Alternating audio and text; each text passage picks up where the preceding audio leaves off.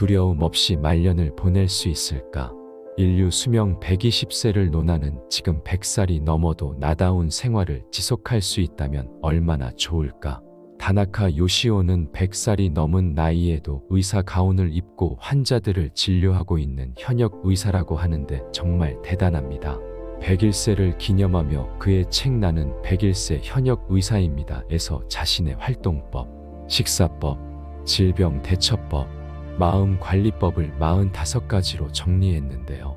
이 책에서 소개하는 건강법은 전부 간단하고 돈이 들지 않습니다. 따라서 꾸준한 실천으로 이 습관들을 자기 것으로 만든다면 정말 좋을 것 같습니다. 오늘은 그가 매일 무슨 음식을 어떻게 먹는지 함께 알아보려고 합니다. 자, 시작해 보겠습니다.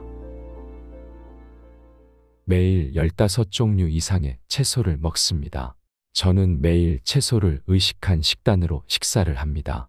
식사로 섭취하는 채소는 신선초, 쑥, 고구마, 잎, 푸른 파파야를 비롯해 당근, 파프리카, 양배추, 가지, 배추, 소송채, 시금치, 청경채, 오크라, 무, 적양파, 샐러리, 브로콜리, 부추, 껍질콩, 토마토, 여주 열매, 자색 고구마, 호박, 수세미회, 차조기, 콩나물, 파, 공심채, 고수 등 상당히 많은 편입니다. 생채소를 그대로 많이 섭취하면 소화에 좋지 않아서 기본적으로는 익혀서 스무디로 만들어 먹거나 데치거나 볶아서 먹습니다.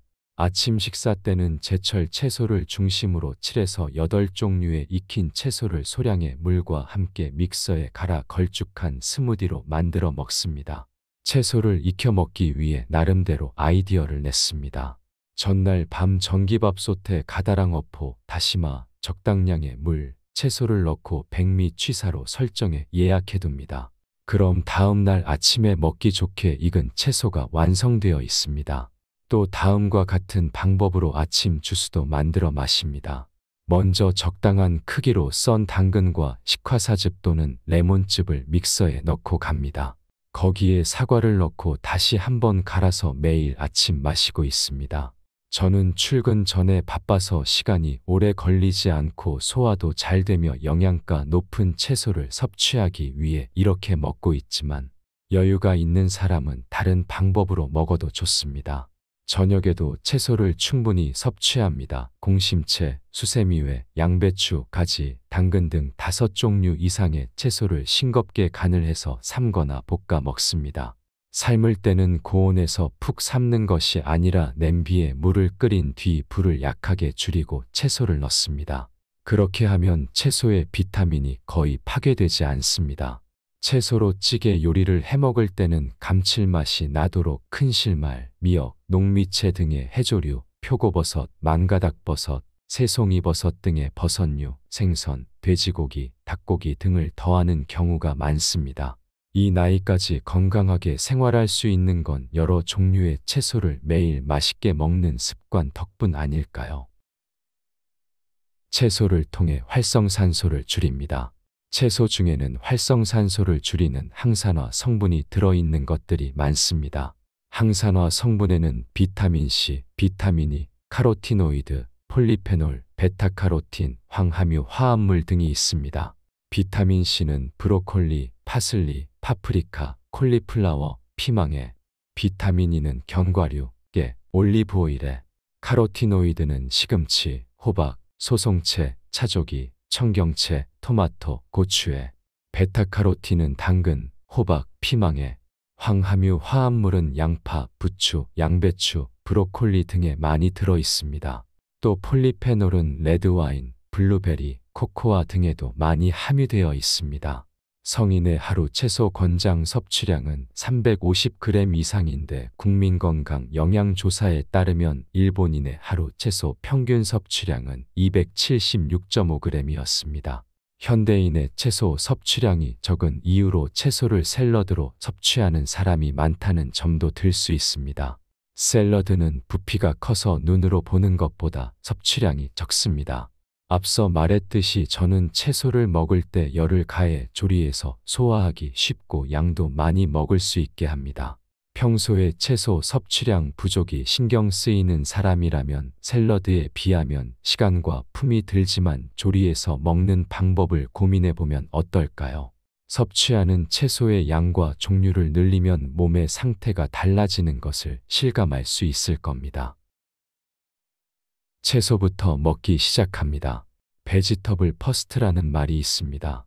베지터블 퍼스트는 말 그대로 식사 때 채소를 가장 먼저 먹고 그 다음에 생선이나 고기 등의 단백질과 당질인 밥을 섭취하는 식사법입니다. 그렇게 식사를 하면 여분의 당질과 지질의 축적을 막아 비만, 당뇨병 같은 성인병을 예방하는 효과가 있습니다. 저는 채소 중심의 식사를 하기 때문에 자연스럽게 채소를 가장 먼저 먹게 됩니다. 식탁에 고기와 채소가 있으면 맛있어 보이는 고기부터 먹는 사람이 많습니다. 하지만 앞으로는 채소부터 먹어보도록 하세요. 인슐린 분비를 억제하고 식이섬유를 충분히 섭취하기 위해서는 그런 식습관을 갖는 것이 중요합니다. 매일 고기를 먹습니다. 건강하게 오래 사는 사람의 식습관을 살펴보면 두 가지 공통점이 있습니다. 하나는 채식주의를 고집하는 사람이 거의 없다는 점입니다. 물론 채소는 다른 사람보다 2배 더 섭취하지만 고기나 생선 등의 단백질원도 많이 섭취한다는 말입니다. 80에서 90대의 고령에도 두툼한 스테이크와 돈가스를 일주일에 2번 먹는 사람도 있습니다. 또 하나는 음식을 천천히 꼭꼭 씹으면서 충분한 양을 섭취한다는 점입니다. 즉 먹는 것을 즐기는 사람이 많습니다. 이런 사람들을 보면 최근 주목받는 소박한 식사가 대체 몸에 얼마나 좋을까 의문이 듭니다. 소박한 식단은 언뜻 몸에 좋아 보입니다. 그러나 몸에 꼭 필요한 동물성 단백질이 압도적으로 부족한 식단입니다. 식사에서 중요한 것은 전체적인 영양의 균형입니다. 그전까지 고기를 많이 먹고 식사량도 꽤 많았던 사람이 갑자기 소박한 식사로 바꾸는 것은 위험한 일입니다. 실제로 소박한 식사를 실천하는 사람 중에 신종영양실조에 걸리는 사람이 끊이지 않고 있습니다. 신종영양실조란 한마디로 단백질 부족입니다. 단, 고기는 포화지방산과 콜레스테롤도 풍부해서 많이 먹으면 동맥경화에 걸릴 위험이 높아집니다.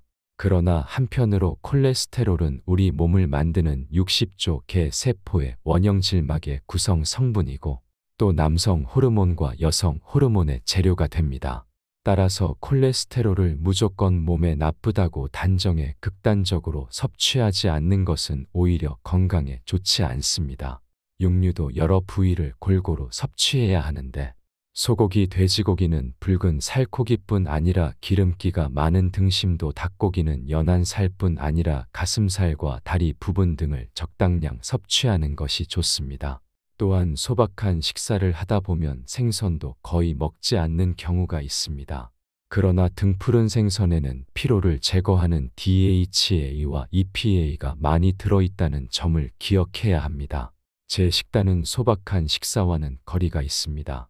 매일 치즈 등의 유제품, 고기, 생선을 통해 단백질을 섭취하고 식사량도 90% 정도로 유지하고 있기 때문입니다. 평균적인 고령자보다 고기 섭취량과 식사량이 많은데 매일 일을 하고 산책도 하기 때문에 거기에 소비되는 활동 에너지를 생각하면 저에게는 적당한 양이라고 느낍니다. 건강하게 오래 사는 것을 생각하면 고기 섭취를 극단적으로 줄이는 소박한 식사는 고집하지 않는 것이 좋습니다. 하지만 일반적으로 식사량은 배불리 먹는 양의 80% 정도로 약간 모자라게 먹기를 권합니다. 물론 가끔은 소박한 식사를 해볼 수는 있겠습니다. 가령 고기를 많이 먹은 다음 날은 소박하게 먹는 것이 위장을 쉬게 하는 의미에서 좋을 매일 발효식품을 먹습니다. 저는 요구르트, 치즈, 발효 마늘 같은 발효식품을 매일 빠뜨리지 않고 먹고 있습니다. 발효 마늘은 집에서 직접 만듭니다. 대량으로 구입한 마늘을 10일 정도 햇볕에 말려 껍질이 한 장 한 장 저절로 벗겨질 정도로 바싹 건조시킵니다. 만졌을 때 마늘이 딱딱하면 잘 건조된 것입니다. 그것을 커다란 병 서너 개에 나눠 담은 뒤 밀폐해서 햇빛이 들지 않는 곳에 보관합니다. 그렇게 400일 정도 숙성시킵니다. 숙성 기간이 길수록 단맛이 나고 주황색을 띠는 마늘을 얻을 수 있습니다. 마늘은 원래 냄새가 강한데 발효하면 거의 냄새가 나지 않고 단맛이 증가해 먹기 쉽습니다. 매일 아침 소량의 과일을 먹습니다. 저는 매일 다양한 종류의 과일 소량 100g 이하를 채소와 같이 스무디로 만들어 먹고 있습니다. 과일은 당분이 많아 비만, 당뇨병, 고지혈증의 원인이 되기 때문에 먹지 않는다는 사람도 있습니다. 확실히 요즘 과일은 품종을 개량해 전반적으로 당도가 높아져 케이크나 과자처럼 단 것도 있어서 더욱 그렇게 생각할 수 있습니다. 그러나 혈당치 개선에 좋지 않다는 생각은 오해입니다. 과일에 들어있는 과당, 자당, 포도당 같은 당분은 전분을 원료로 한 인공적인 당과는 본질적으로 몸에 주는 영향이 다릅니다. 식후에는 혈당치가 오르는 게 당연한데 문제는 식후에 급상승하는 식후 과혈당입니다. 혈당치가 급상승하면 그것을 떨어뜨리기 위해 인슐린이 분비되어 여분의 당을 지방으로 저장합니다. 그것이 심장질환과 동맥경화를 초래합니다. 그런데 과일의 단당류는 식후 과혈당 같은 급격한 혈당치의 상승을 일으키지 않습니다. 또 식이섬유가 풍부해서 탄수화물의 흡수를 지연해 혈당치의 상승을 막을 수 있습니다. 다만 역시 지나치게 섭취하는 것은 좋지 않으니 적당량을 매일 먹도록 합시다. 또한 저녁 식사 뒤보다는 기초대사가 높은 아침에 먹기를 추천합니다. 매일 칼슘 섭취량을 체크합니다.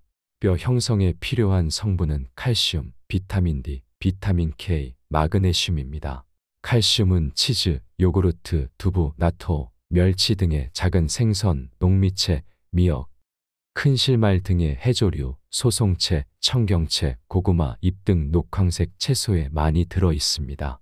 저는 치즈를 좋아해서 출근할 때 한 입 크기로 자른 치즈를 챙겨가 쉬는 시간에 먹습니다. 요구르트도 매일 꺼르지 않고 먹는데 냉장 보관하면 유산균의 활동이 저하되고 몸이 차가워져서 먹기 전에 미리 냉장고에서 꺼내둡니다. 마트에서 파는 요구르트는 다양한 유형의 유산균으로 만들어집니다. 종류가 많은 만큼 무엇을 골라야 할지 망설여지는데 사람에 따라 자신에게 맞는 유산균과 그렇지 않은 유산균이 있습니다. 할 수 있으면 여러 종류의 요구르트를 먹어보고 자기 몸에 맞는 것을 선택하는 것이 좋습니다. 비타민 D는 장에서 칼슘 흡수를 돕습니다. 주로 일광욕을 통해 만들어지는데 정어리, 연어 등의 생선과 버섯에도 많이 포함되어 있습니다. 비타민 K는 뼈에 칼슘을 흡착시키는 작용과 칼슘이 소변으로 배설되는 것을 억제하는 작용을 하는데 나토, 몰로키아, 차조기, 시금치, 고구마 등에 많이 들어 있습니다. 마그네슘은 뼈를 형성하는 고라세포의 작용에 칼슘이 만들어지는 것을 돕습니다. 마그네슘이 많이 들어있는 식품은 녹미채, 미역, 다시마, 나토, 두부, 된장, 모시조개, 대합, 금눈돔, 정어리 등의 생선, 버섯 등입니다. 이처럼 비타민 D, 비타민 K, 마그네슘은 칼슘의 흡수를 돕기 때문에 골 형성을 위해서는 칼슘과 함께 이것들이 들어있는 음식을 골고루 섭취해야 합니다. 골밀도가 높은 튼튼한 뼈는 몸의 기초가 됩니다. 건강하기 위해서는 뼈의 건강이라는 토대를 탄탄히 해야 합니다. 매일 아침 올리브 오일을 섭취합니다. 저는 매일 아침 채소 스무디에 올리브 오일을 한 스푼 더해서 먹습니다. 올리브 오일은 단불포화지방산 구조를 갖고 있어서 오메가9 지방산인 올레인산이 풍부합니다. 올레인산은 항산화 작용을 높이는 힘이 있습니다. 그것으로 암을 예방하고 또 콜레스테롤 수치를 낮춰 뇌혈관 장애, 동맥경화, 고혈압 예방에도 도움이 됩니다. 또한 올리브 오일은 피부 미용과 다이어트에도 효과가 있습니다. 그리고 정장작용이 뛰어납니다. 나이가 들면 장의 활동이 약해져 변비에 걸리기 쉬운데 올리브 오일에 들어있는 올레인산은 장에 자극을 주어 장의 활동을 활발하게 해서 변의 배출을 도와줍니다.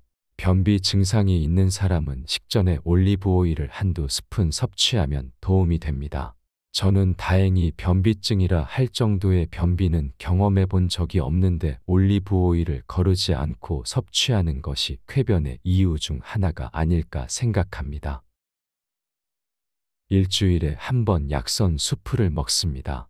건강에 좋은 것은 조리법을 궁리에 맛있게 먹는 것이 중요합니다.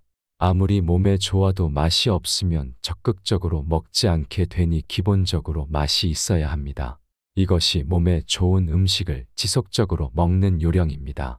예를 들어 건강에 좋은 식재료로 만든 수프는 쉽게 만들 수 있고 맛도 좋으며 영양까지 챙긴 메뉴로 적극 추천합니다. 양파, 당근, 양배추, 시금치 등 여러 종류의 채소를 닭뼈로 우려낸 국물에 넣고 끓인 채소 수프, 렌틸콩, 토마토, 조개 등을 넣고 끓인 렌틸콩 수프 등 다양한 건강 수프가 있지만 제가 오랫동안 즐겨 먹는 메뉴는 십전대보탕이 들어간 약선 수프입니다. 당귀, 천궁, 백장약, 숙지황, 백출, 백봉령, 인삼, 계피, 황기, 감초를 넣은 십전대보탕의 십전에는 충분한 체력을 만든다는 의미가 담겨 있습니다. 십전대보탕은 면역력을 높여서 몸의 저항력을 키워주고 몸에 쌓인 피로를 풀어주며 혈액의 흐름을 촉진해 냉증을 치료하는 효과가 있습니다. 대만에서는 동짓날에 무병식재를 기원하며 이 약선 수프를 먹는 풍습이 있습니다. 십전대보탕은 한방약 외에 돼지고기, 양고기, 소키를 같이 삶는 경우가 많은데 저는 콜라겐이 풍부한 닭 한 마리를 통째로 넣고 거기에 대추, 구기자를 더해 만들어 먹고 있습니다. 약선 수프를 먹으면 몸 안에 세포에 강한 힘이 생기고 되살아나는 느낌이 듭니다. 약선 수프에 들어가는 한방약은 각각 효능이 다르기 때문에 자신이 필요한 효능을 가진 재료를 골라 조합해서 먹어도 됩니다. 자양 강장, 면역력 증진, 혈액순환 촉진 등 여러 효과를 기대할 수 있습니다. 이렇게 정교한 효능과 맛을 갖고 있어서 단독으로 각각의 한약재를 먹는 것보다 효과가 좋고 약재가 몸속 깊은 곳까지 스며드는 것을 느낄 수 있습니다. 약선 수프가 활력을 주는 힘이 있는 것은 이 때문입니다. 쉬는 시간마다 차를 마십니다. 저도 일하는 짬짬이 그리고 집에서 쉴 때 자주 는 커피에 아디포넥틴이라는 장수 호르몬의 분비를 촉진하는 작용이 있다는 것이 밝혀졌습니다. 아디포넥틴은 혈관을 지켜 동맥 경화를 막아줍니다. 매일 물 2리터를 마십니다. 저는 수분 섭취에 상당히 신경을 쓰는 편입니다. 기상 시, 취침 전, 일하는 짬짬이, 산책 전후, 목욕 전후 등 자주 수분을 보충해서 하루 2리터를 마시고 있습니다. 제가 수분 섭취를 의식하는 것은 물이 몸에 중요하다는 인식을 갖고 있기 때문입니다. 수분이 부족하면 혈액순환이 나빠져 신진대사 작용이 떨어지거나 심근경색과 뇌경색, 열중증 등의 원인이 됩니다. 이를 예방하고 몸속 노폐물을 배출하기 위해서 자주 수분을 보충해야 합니다. 갈증이 난다, 입술이 건조하다, 피부가 건조하다, 몸이 나른하다, 변비나 설사 증상이 있다고 느껴질 때는 체내 수분이 부족할 가능성이 있습니다. 그렇다고 한 번에 많은 물을 마시면 체내의 염분 농도가 단번에 낮아져 몸의 컨디션이 무너질 수 있으니 수분 보충은 조금씩 자주 하는 것이 좋습니다. 일반적으로는 식사 때 마시는 물까지 포함해 하루에 2에서 2 기온이 높아 땀을 많이 흘릴 때는 약간 많이 마시는 것이 좋습니다. 하루 2리터를 기준으로 지금까지 설명한 내용에 따라 양을 조절하면 됩니다. 하지만 평소에 수분 섭취량이 매우 적었던 사람은 갑자기 1.5에서 2배씩 극단적으로 양을 늘려 마시는 것을 삼가야 합니다. 수분 섭취가 적어도 몸의 기능이 어느 정도 정상으로 기능하는 체질도 있으므로 이런 사람은 우선 2~3컵 정도를 늘려보는 게 더 안전하리라 생각합니다. 지금까지 100세가 넘는 현역 의사의 식사법에 대해서 함께 알아보았는데 어떠셨나요? 저는 책이 쉽게 쓰여 있어서 그런지 편안한 마음으로 읽을 수 있었고 내 건강을 위해서 기본적인 것들을 잘 지키고 있는지 되돌아볼 수 있는 시간이었습니다. 대부분 알고 있고 뻔한 내용들이라고 생각이 드실 수 있지만 가장 기본적인 것이 가장 중요하기도 하죠. 책에는 식사법뿐만 아니라 활동법, 질병대처법, 마음관리법 등이 잘 정리되어 있습니다. 누구나 지금 당장 실천할 수 있는 근본적인 건강 습관들을 쉽게 알려주니 꾸준한 실천으로 자기 것으로 한번 만들어 보세요. 고맙습니다.